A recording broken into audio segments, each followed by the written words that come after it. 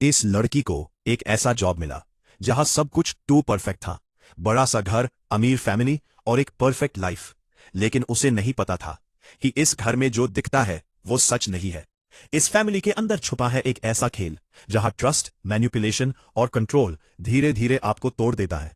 और जैसे जैसे वो इस घर के अंदर गहराई में जाती है, उसे समझ आता है कि यहां कोई भी वैसा नहीं है जैसा दिखता है। यह है द हाउसमेड की कहानी, जहां हर रिश्ता एक इल्यूजन है और असली खतरा बहुत करीब है। द हाउसमेड मूवी की कहानी की शुरुआत होती है मिली नाम की एक लड़की से, जो विंचेस्टर फैमिली के घर जाती है। वहां उसकी मुलाकात नीना से होती है। वहां मिली अपना बायोडेटा नीना को देती है। नीना उसे देखकर कहती है कि तुम काम के लिए तो बिल्कुल परफेक्ट हो। एक्चुअली मैं नीना को एक हाउसमेड चाहिए होती है। अब इसके बाद नीना मिली को पूरा घर दिखाती है और बताती है कि सारे घर का काम उसे अकेले ही संभालना होगा। मिली को कोई प्रॉब्लम नहीं होती, क्योंकि उसे काम की जरूरत बहुत ज्यादा होती है। फिर नीना उसे ऊपर एक कमरा दिखाती है जो थोड़ा पुराने स्टाइल, एंटीक का था। कमरे में ज्यादा चीजें नहीं थी, बस थोड़ा सा सामान और एक बिस्तर था जहां मिली को रहना होता है। मतलब मिली को यही रहकर काम भी करना था। ये सब देखकर मिली काफी खुश हो जाती है। अब वो इतनी खुश क्यों होती है, ये हमें मूवी में आगे पता चलेगा। अब घर दिखाने के बाद नीना उसे वापस भेज देती है और कहती है कि वो उसे फोन करेगी। अब वहां से निकलने के बाद मिली अपनी गाड़ी को सड़क के किनारे खड़ी करती है और गाड़ी में ही सो जाती है। असल में मिली इस दुनिया में बिल्कुल अकेली है। उसका कोई अपना नहीं है और उसकी गाड़ी ही उसका एक अकेला घर है। कभी कभी वो किसी कैफे के शौचालय में जाकर खुद को साफ करती है, बाहर से कुछ खा लेती है और फिर वापस गाड़ी में आकर सो जाती है। इसीलिए मिली को जॉब की बहुत जरूरत थी और यहां उसे काम के साथ रहने की जगह भी मिल रही थी। इसी वजह से वो बहुत ज्यादा खुश थी। अब ऐसे ही लगभग 2 दिन गुजर जाते हैं, लेकिन नीना का कोई फोन नहीं आता। फिर एक दिन सुबह उठते ही अचानक नीना का फोन आता है। नीना कहती है कि हमने और लड़कियों को भी देखा, लेकिन तुमसे बेहतर कोई नहीं है। मतलब नीना ने मिली को जॉब के लिए सिलेक्ट कर लिया होता है। अब मिली के पास जो भी सामान होता है वो लेकर वापस नीना के घर पहुंचती है। वहां जाकर वो देखती है कि घर का सारा सामान इधर उधर बिखरा हुआ पड़ा है। नीना मिली के पास आती है और उसका सामान लेती है और कहती है कि मैं तुम्हारा सामान तुम्हारे कमरे में रख देती हूं, तुम पहले घर का काम पूरा कर लो। और फिर इसके बाद मिली पूरी मेहनत से काम करती है और घर को बिल्कुल साफ और ठीक कर देती है। अब शाम को नीना का पति अपनी बेटी के साथ कार्यालय से घर आता है। पति का नाम एंड्रू होता है और बेटी का नाम सेसिला। जब एंड्रू मिली को देखता है तो वो थोड़ा हैरान हो जाता है, क्योंकि उसे नहीं पता था कि घर में कोई मेड आने वाली है। अब नीना उन दोनों को बताती है कि आज से मिली यही रहेगी और घर के सारे काम करेगी, ताकि नीना को भी थोड़ा खाली समय मिल सके और वो अपने काम पर ध्यान दे सके। अब एंड्रू बाहर से ही खाना ले आया होता है, इसलिए मिली को उस दिन खाना बनाने की जरूरत नहीं पड़ती। काम खत्म करके मिली अपने कमरे में चली जाती है। फिर थोड़ी देर बाद नीना उसके लिए बचा हुआ खाना ले आती है। फिर नीना मिली को एक नया मोबाइल फोन देती है और कहती है कि अब से तुम ये फोन इस्तेमाल करना। तुम्हें किराने का सामान लेने बाहर नहीं जाना होगा, इसलिए मैं इस फोन में क्रेडिट कार्ड भी जोड़ दूंगी। वैसे भी मिली के पास पहले सिर्फ एक साधारण बटन वाला फोन होता है। ये सब देखकर मिली काफी खुश हो जाती है, क्योंकि वो सिर्फ काम नहीं कर रही थी, बल्कि उसे फैमिली जैसा व्यवहार किया जा रहा था। उसे लगता है कि अब सब कुछ बिल्कुल सही है और कोई समस्या नहीं होगी। लेकिन असली समस्या तो अब शुरू होने वाली थी। अब अगले दिन सुबह मिली थोड़ी देर से उठती है, जल्दी जल्दी कपड़े पहनकर। जैसे ही वो नीचे जाती है, उसे पता चलता है कि नीना बहुत गुस्से में है। नीना रसोई का सामान इधर उधर फेंक रही होती है, क्योंकि उसका एक जरूरी फाइल खो गया होता है। नीना अपने पति से कहती है कि मिली ने उसकी फाइल कहीं रखकर भूल गई है, जबकि उस दिन नीना को भाषण देना था। ये सब देखकर मिली सदमे में आ जाती है, क्योंकि कल तक नीना उससे प्यार से बात कर रही थी और आज सिर्फ एक फाइल की वजह से इतना गुस्सा कर रही थी। हालांकि एंड्रू उसे समझाता है और कहता है कि कोई बात नहीं, सेसिला के साथ बाहर घूमने चली जाओ। इतना रूखा व्यवहार होने के बाद भी एंड्रू उसे शांत तरीके से संभालता है। ये सब देखकर मिली को अच्छा लगता है। अब नीना के जाने के बाद एंड्रू मिली से उसके व्यवहार के लिए उससे माफी मांगता है। उसके बाद मिली सारा कचरा लेकर बाहर कूड़ेदान में फेंकने चली जाती है। तभी उसकी मुलाकात एंजो से होती है, जो उस घर का माली है और बाहर की सफाई का काम करता है। एंजो कुछ कहना चाह रहा होता है, लेकिन तभी वो ऊपर खिड़की में नीना को मिली को घूरते हुए देख लेता है। नीना को देखकर एंजो चुपचाप हो जाता है और बिना कुछ बोले अपना काम करने लगता है।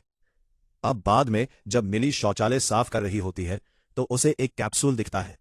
जैसे ही वो दराज खोलकर जांच करने जाती है तभी नीना वहां आ जाती है। इसके बाद मिली काम पूरा करके खाना बनाने लग जाती है। नीना नहाने के बाद अपना काम पूरा करने के लिए बाहर चली जाती है। वो खाना नहीं खाती क्योंकि खाना थोड़ा देर से बना होता है। कि कोई बात नहीं, वह बाहर ही खाना खा लेगी। फिर एंड्रू मिली से कहता है कि अगर वह चाहे तो उनके साथ बैठकर खाना खा सकती है, लेकिन मिली अभी आरामदायक महसूस नहीं करती, इसलिए वह मना करके अपने कमरे में चली जाती है। फिर थोड़ी देर बाद एंड्रू मिली के लिए एक कपकेक लेकर आता है और कहता है कि सेसिला ने तुम्हारे लिए भेजा है। एक पल के लिए एंड्रू उसके बहुत करीब आ जाता है, लेकिन यह सिर्फ मिली का बुरा सपना होता है। एंड्रू एक अच्छा पति है, इसलिए मिली धीरे धीरे उसे सम्मान और पसंद करने लगती है। फिर मिली तुरंत उठ जाती है और जल्दी से खाना बनाने लगती है, क्योंकि आज सैटरडे होता है और उसका आधा दिन होता है, मतलब आज वह बाहर घूमने जा सकती है। लेकिन तभी नीना उसे रोक लेती है और कहती है कि तुम्हें सेसिला को स्कूल छोड़ने जाना होगा। मुझे सैलून जाना है, इसलिए मैं खाली नहीं हूं। उसी वक्त एंड्रू आ जाता है और कहता है कि कोई समस्या नहीं, मैं सेसिला को स्कूल छोड़ दूंगा। वैसे भी आज मुझे कार्यालय नहीं जाना है। और एंड्रू की वजह से अब मिली को बाहर जाने का मौका मिल जाता है। अब बाहर जाने के बाद मिली अपने गश्ती अधिकारी से मिलती है और उसे बताती है कि उसे नौकरी भी मिल गई है और रहने के लिए जगह भी। यहीं पर खुलासा होता है कि मिली ने 10 साल जेल में गुजारे हैं।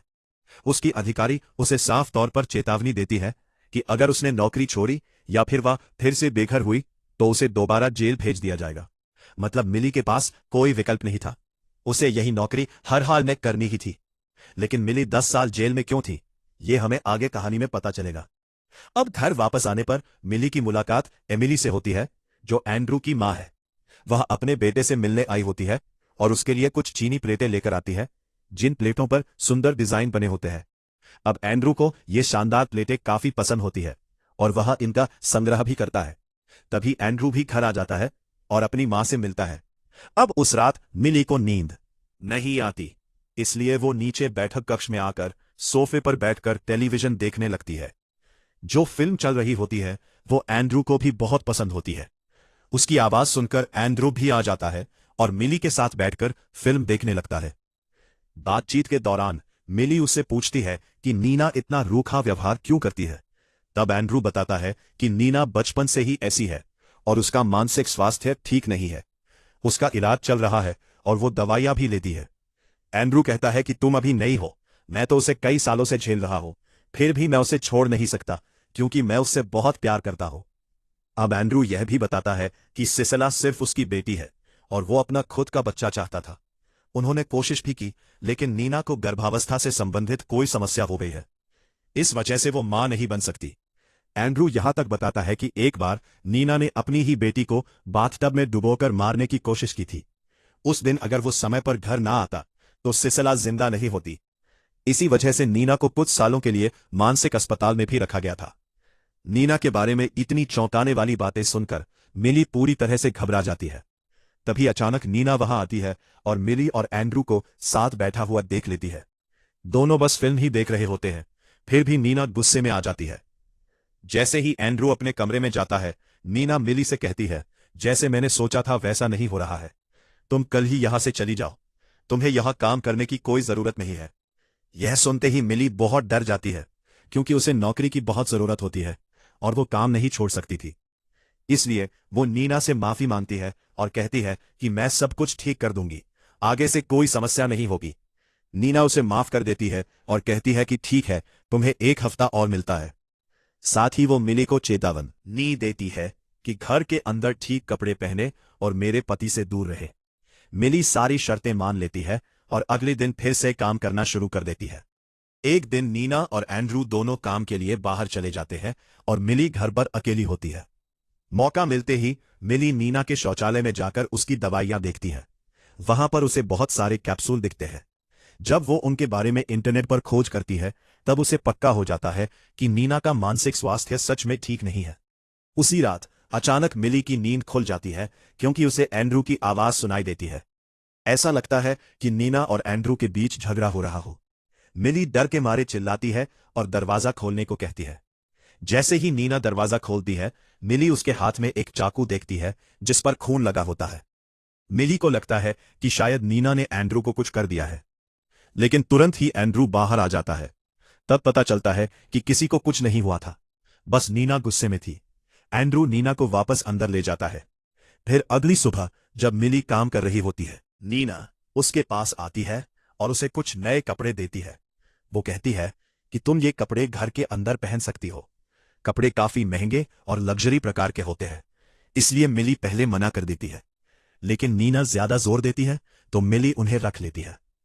इसके बाद नीना मिली से कहती है कि मैंने तुम्हारे साथ जो भी बुरा व्यवहार किया उसके लिए मुझे माफ कर दो, अब मैं ठीक से व्यवहार करूंगी। वो यह भी कहती है कि मैंने एंड्रू को बहुत परेशान किया है और मैं उसके लिए बहुत कुछ खास करना चाहती हूं, इसलिए तुम एक फिल्म के 2 टिकट और एक होटल बुक कर दो ताकि हम दोनों साथ समय बिता सके। अब बाद में मिली सिसिला को उसकी नृत्य कक्षाओं से लेने जाती है। जैसे ही वो सिसिला के साथ घर आती है, नीना फिर से गुस्सा हो जाती है। वो मिली से पूछती है कि तुमने फिल्म के 2 टिकट और होटल क्यों बुक किया। मिली जवाब देती है कि ये सब तुम्हारे कहने पर किया गया है। इस पर नीना कहती है कि तुम्हें अच्छी तरह से पता है कि मैं सैटरडे को सैलून जाती हूँ बाल बनवाने के लिए, उस दिन मैं खाली ही नहीं होती, फिर मैं तुम्हें ऐसा क्यों कहूंगी। नीना मिली से यह भी कहती है कि अब फिल्म और होटल का भुगतना होगा, तुम्हें अपनी मासिक वेतन से देना होगा। मिली कहती है कि यह सब बहुत महंगा है और वो इतने पैसे वहन नहीं कर सकती। तब तक मिली समझ चुकी होती है कि यह नीना की कोई चाल है और वो उसे फांसना चाहती है। उसी वक्त एंड्रू वहां आता है। जब उसे पूरी बात पता चलती है तो वो नीना से कहता है कि कोई समस्या नहीं, मैं टिकट वापस करा दूंगा, पर वास्तव में टिकट वापस होने वाले नहीं होते। फिर भी एंड्रू कहता है कि कोई बात नहीं, मैं कोई और समाधान निकाल लूंगा। इसके बाद नीना वहां से चली जाती है और एंड्रू फिर से मिली से इन सब के लिए माफी मांगता है। मिली कहती है कि कोई बात नहीं, तुम बार बार माफी मांग रहे हो। फिर वो दिन आ जाता है जब नीना काम के सिलसिले में बाहर जाने वाली होती है और वो सिसेला को भी अपने साथ ले जाती है। ये सिर्फ एक दिन की यात्रा होती है।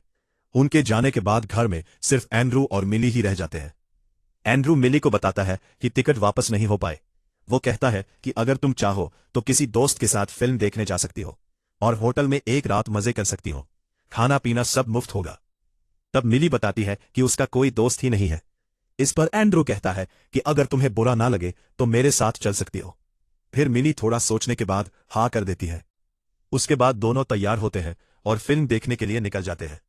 फिल्म के बाद वो होटल जाते हैं जहां दोनों पेय पदार्थ लेते हैं और बात बात में दोनों ज्यादा पी लेते हैं और साथ में नाच भी करते हैं। एंड्रू इतना नशे में हो जाता है कि वो गाड़ी नहीं चला पाता, इसलिए वो होटल में ही रुकने का फैसला लेता है। लेकिन दोनों एक ही कमरे में नहीं बल्कि एक ही मंजिल पर अलग अलग कमरों में रहते हैं। मिली अपने कमरे में जाती है तो वो अपना फोन देखती है। तब उसे पता चलता है कि नीना ने उसे बहुत सारे संदेश भेजे हैं। संदेशों में नीना ने यहां तक लिख दिया होता है कि वो मिली को नौकरी से निकाल रही है। ये पढ़कर मिली बहुत तनाव में आ जाती है। वो एंड्रू के कमरे में जाकर उसे सारे संदेश दिखाती है। संदेश देखकर एंड्रू कहता है कि तनाव मत लो, वो गुस्से में होगी इसलिए उसने ऐसा लिख दिया होता। लेकिन मिली रोते हुए कहती है कि वो गंभीर है और सच में मुझे नौकरी से निकाल देगी। फिर एंड्रू मिली को रोने से रोकता है और धीरे धीरे उसके काफी पास आ जाता है। अब सुबह जब दोनों उठते हैं तो एंड्रू मिली से कहता है कि इस बात का पता नीना को नहीं चलना चाहिए। मिली हाँ बोल देती है और कहती है कि आगे से ऐसा दोबारा नहीं होगा। फिर दोनों नीना के आने से पहले ही घर वापस आ जाते हैं। फिर कुछ देर बाद नीना घर आ जाती है और काफी खुश मूड में होती है। वो मिली को भेजे गए सारे संदेशों के लिए माफी मांगती है और बहुत विनम्र व्यवहार करती है। मिली उनके लिए रात का खाना लाती है। खाना खाते वक्त नीना मिली से कहती है, तुम बहुत अच्छा खाना बनाती हो, क्या तुमने ये सब जेल में सीखा है? ये सुनकर मिली पूरी तरह हैरान हो जाती है। वो सोचती है कि नीना को कैसे पता चला कि वो जेल जा चुकी है। एंड्रू भी हैरान हो जाता है क्योंकि उसे भी ये बात पहले नहीं पता होती। फिर नीना सामान्य तरीके से कहती है कि कोई बात नहीं, तुम्हारे अतीत से मुझे कोई समस्या नहीं है। इसके बाद नीना मिली को अपनी गाड़ी की चाबी देती है और कहती है कि किराने का सामान लाने के लिए मेरी गाड़ी इस्तेमाल करो।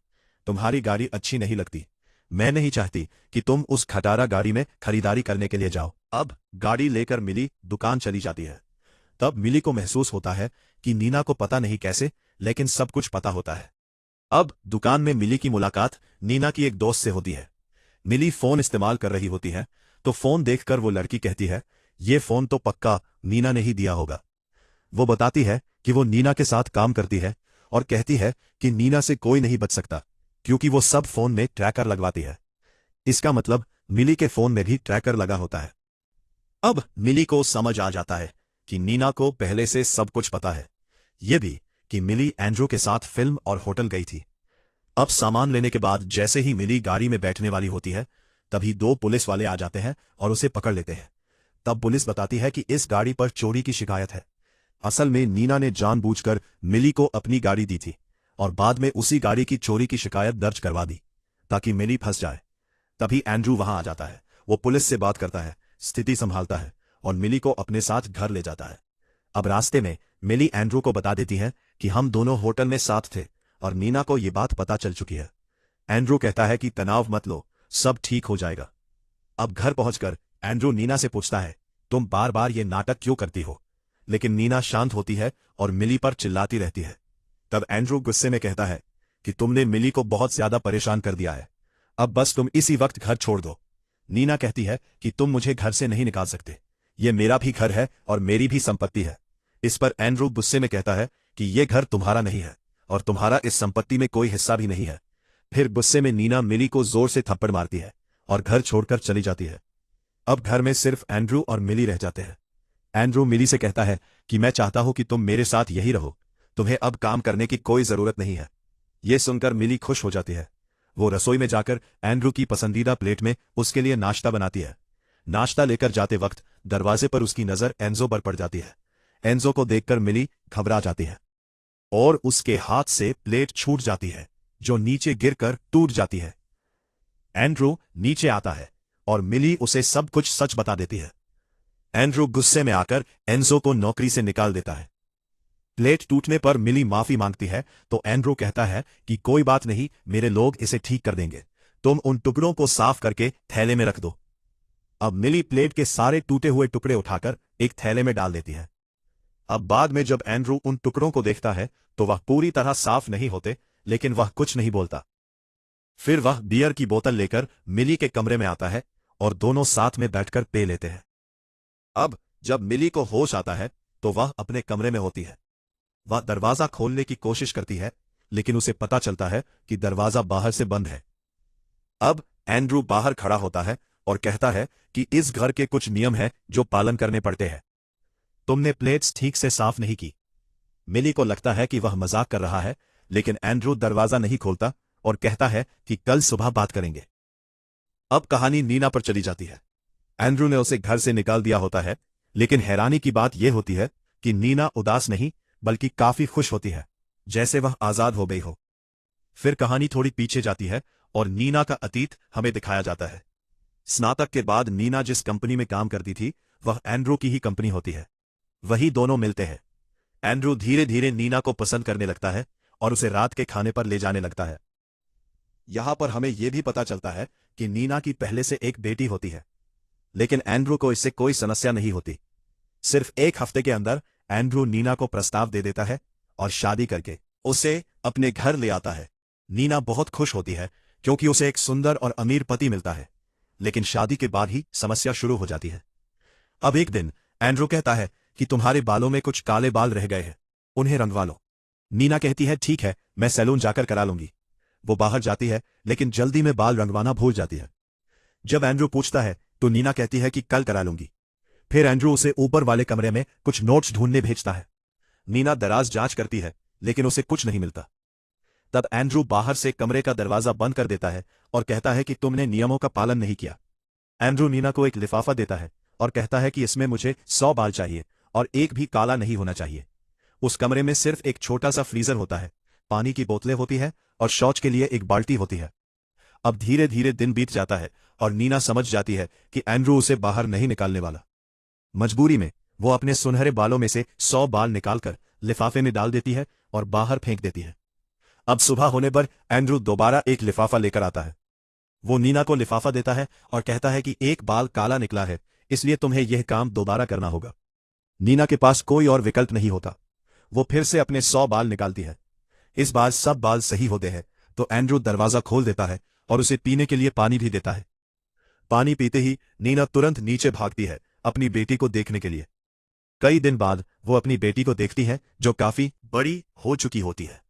लेकिन अचानक नीना को चक्कर आने लगते हैं क्योंकि एंड्रू ने पानी में कुछ मिला दिया होता है और नीना बेहोश होकर जमीन पर गिर जाती है।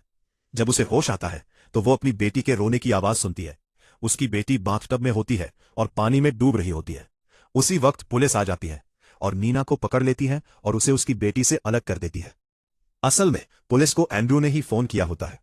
उसने बताया होता है कि नीना ने गोलियां दवाइयां ले ली है और वो अपनी बेटी को डुबा रही है। पुलिस घर आकर वही सब देख लेती है और सबको लगता है कि एंड्रू सही है और नीना को 10 साल के लिए मानसिक अस्पताल भेज दिया जाता है। लेकिन कुछ महीने बाद एंड्रू ही नीना को वहां से निकालकर वापस घर ले आता है। इस तरह लोगों की नजर में एंड्रू एक अच्छा और दयालु आदमी बन जाता है और नीना कुछ भी साबित नहीं कर पाती और अपनी बेटी के लिए उसे एंड्रू के साथ ही रहना पड़ता है। अब लोगों के लिए एंड्रू एक महान पति होता है जो एक पागल बीवी को संभाल रहा होता है। जब भी नीना भागने की कोशिश करती है या कोई गलती करती है तो एंड्रू उसे कमरे में बंद कर देता है। कभी कभी उसे सबक सिखाने के लिए दोबारा मानसिक अस्पताल भेज देता है। इसी दौरान नीना को समझ आ जाता है कि एंड्रू दूसरी लड़कियों में भी रुचि रखता है। यहीं से नीना के दिमाग में एक योजना आती है। एंड्रू की सारी सच्चाई एंजो को पता होती है, इसीलिए वो नीना की मदद करना चाहता था। कई बार एंजो ने नीना को भागने में भी मदद की, लेकिन नीना अपनी बेटी को छोड़कर कहीं नहीं जा सकती। एंजो इसीलिए मदद कर रहा था क्योंकि जो कुछ नीना के साथ हो रहा था वही उसकी बहन के साथ भी हो चुका था। अब नीना एंजो को बताती है कि उसने एक योजना बनाई है जिससे एंड्रू खुद ही उसे छोड़ देगा। इसी योजना के तहत नीना जानबूझकर मिली को अपने घर पर काम पर बुलाती है। वो चाहती थी कि मिली इस सब में फंस जाए और वो खुद आजाद हो जाए। नीना को पहले से पता होता है कि मिली 10 साल से जेल में रह चुकी है। यहां पर एंजो को सब कुछ पता होता है, लेकिन नीना के किए गए वादे की वजह से वो चुप रहता है। अब कहानी वापस वर्तमान समय में आती है जहां मिली उसी कमरे में बंद होती है। सुबह एंड्रू टूटे हुए प्लेट्स के टुकड़े लेकर आता है और मिली से कहता है कि तुमने इन्हें ठीक से साफ नहीं किया, अभी भी इन पर खाने के निशान लगे हुए हैं। वो बताता है कि प्लेट 21 टुकड़ों में टूटी थी। एंड्रू कहता है, अगर तुम चाहती हो कि मैं तुम्हें यहां से बाहर निकालूं तो तुम्हें इन टुकड़ों से अपने शरीर पर 21 गहरे घाव करने होंगे। जितनी जल्दी तुम ये करोगी उतनी जल्दी मैं दरवाजा खोल दूंगा। अब रात को मिली को अपना अतीत याद आता है जिसकी वजह से उसे 10 साल की जेल हुई थी। वो जिस कॉलेज में पढ़ती थी वहां ज्यादातर अमीर घर के लड़के थे।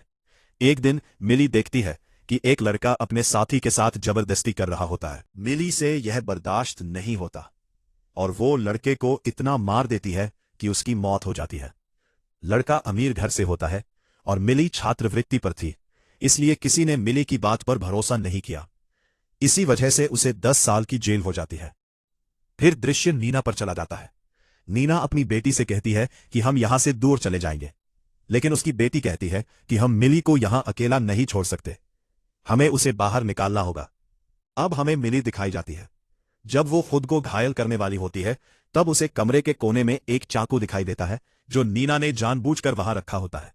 मिली जानती है कि अगर उसे जिंदा बाहर निकलना है तो एंड्रू की बात माननी ही पड़ेगी।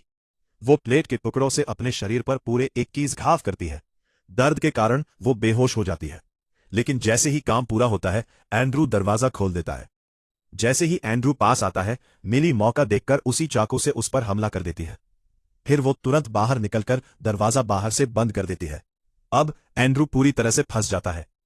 मिली नीचे जाकर आराम से खाना खाती है क्योंकि काफी दिन से उसने ढंग से कुछ खाया नहीं होता।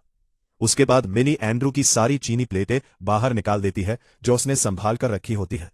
फिर वो एक औजार लेकर ऊपर जाती है और उसे कमरे के अंदर फेंक देती है। वो एंड्रू से कहती है कि अगर तुम चाहते हो कि मैं तुम्हें बाहर निकालूं तो तुम्हें अपना एक आगे का दांत तोड़ना होगा, क्योंकि तुम्हारी मुस्कान की वजह से लड़कियां तुम्हारी तरफ आकर्षित होती है। अगर तुम यह कर लोगे तो मैं तुम्हें बाहर निकाल दूंगी। इतना कहकर मिली एक एक करके सारी चीनी प्लेटें तोड़ना शुरू करती है। एंड्रू उसे रोकने की कोशिश करता है लेकिन वो नहीं रुकती। आखिर में सारी प्लेटें टूट जाती है। दांत नहीं तोड़ेगा। तब मिली कमरे में पेट्रोल डालने लगती है। यह देखकर एंड्रू समझ जाता है कि अगर उसने उसकी बात नहीं मानी तो मिली पूरा घर जला देगी। अब मजबूरी में वो अपना आगे का दांत तोड़कर मिली को दे देता है, लेकिन मिली फिर भी दरवाजा नहीं खोलती और नीचे चली जाती है। अब रात को नीना अपनी बेटी के कहने पर मिली को बचाने आती है। उसे दरवाजे का ताला पता होता है, इसलिए वो आसानी से घर के अंदर आ जाती है। उसे पता होता है कि मिली ऊपर बंद होगी, इसलिए वो सीधा ऊपर जाती है। इधर मिली सो रही होती है, तभी अचानक उसकी आंख खुल जाती है। कैमरा जांच करने पर उसे एंड्रू कहीं दिखाई नहीं देता, इसलिए वो ऊपर जाकर देखने जाती है। जैसे ही नीना ताला खोलने वाली होती है, उसी वक्त मिली वहां पहुंच जाती है। मिली पीछे से नीना को आवाज देती है, लेकिन तब तक ताला खुल चुका होता है। एंड्रू बाहर निकलता है और नीना को ऊपर से धक्का दे देता है।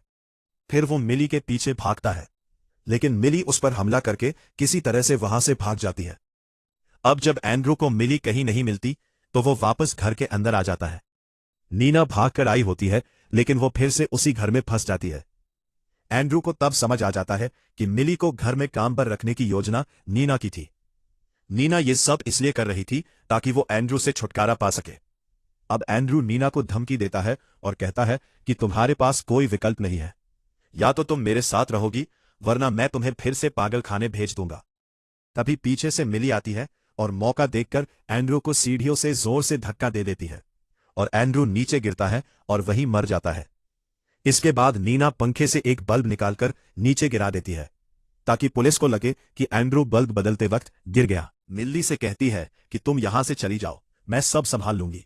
मिल्ली कहती है कि यह काम तुमने नहीं, मैंने किया है, और वहां से चली जाती है। फिर थोड़ी देर बाद पुलिस घर आती है और नीना से पूछताछ करती है। नीना पुलिस को बताती है कि एंड्रू बल्ब बदल रहा था और उसी दौरान सीढ़ियों से गिर गया। वो ये भी कहती है कि एंड्रू हर काम में बिल्कुल सही होना चाहता था, इसलिए वो खुद ही बल्ब बदल रहा था। पुलिस को यह बात सच लगती है और केस बंद हो जाता है और अब एंड्रू का अंतिम संस्कार कर दिया जाता है। अब बाद में मिल्ली वापस आकर नीना से मिलती है। नीना मिल्ली को $1,00,000 का चेक देती है और कहती है कि जाओ अब अपनी नई जिंदगी शुरू करो। और कहानी के आखिरी दृश्य में दिखाया जाता है कि मिल्ली किसी और औरत के घर जाकर हाउसमेड की नौकरी मांगती है। वहां पर उसे काम मिल जाता है और इसी के साथ द हाउसमेड मूवी की कहानी यहीं पर खत्म हो जाती है। तो अब बात करते हैं इस कहानी के कुछ खतरनाक थ्योरीज की। पहली थ्योरी, क्या सच में नीना ही विलन थी? शुरुआत में हमें लगता है कि नीना ही पागल है, लेकिन जैसे जैसे कहानी आगे बढ़ती है हमें समझ आता है कि असली मॉन्स्टर तो एंड्रू ही है। नीना सिर्फ सरवाइव कर रही थी और मिल्ली को इस्तेमाल कर रही थी एक हथियार की तरह। दूसरी थ्योरी, क्या मिल्ली ने जानबूझकर खुद को इस सिचुएशन में डाला? ध्यान से सोचो, मिल्ली पहले से ही एक किलर है, उसे सिस्टम पर भरोसा नहीं है। क्या उसने नीना का प्लान समझकर नोइंगली इसमें एंट्री ली? तीसरी थ्योरी, सबसे डेंजरस, एंड में मिल्ली फिर से हाउसमेड की जॉब लेने जाती है। क्या यह नॉर्मल लाइफ स्टार्ट करना है? वो अब ऐसे ही टॉक्सिक हाउसेस ढूंढकर जस्टिस देने वाली है, मतलब एक साइलेंट हंटर बन चुकी है। तो ये थी द हाउसमेड की पूरी कहानी। एक ऐसी कहानी जहां असली विलन वो नहीं होता जो दिखता है, और जहां सर्वाइवल के लिए इंसान किसी भी हद तक जा सकता है। अगर आपको ऐसी डार्क साइकोलॉजिकल स्टोरीज पसंद है तो चैनल को जरूर सब्सक्राइब करें, पॉपकॉर्न लॉजिक। और वीडियो पसंद आई हो तो लाइक करना बिल्कुल मत भूलना। मिलते हैं अगली कहानी में, तब तक सावधान रहो, क्योंकि हर घर सेफ नहीं होता।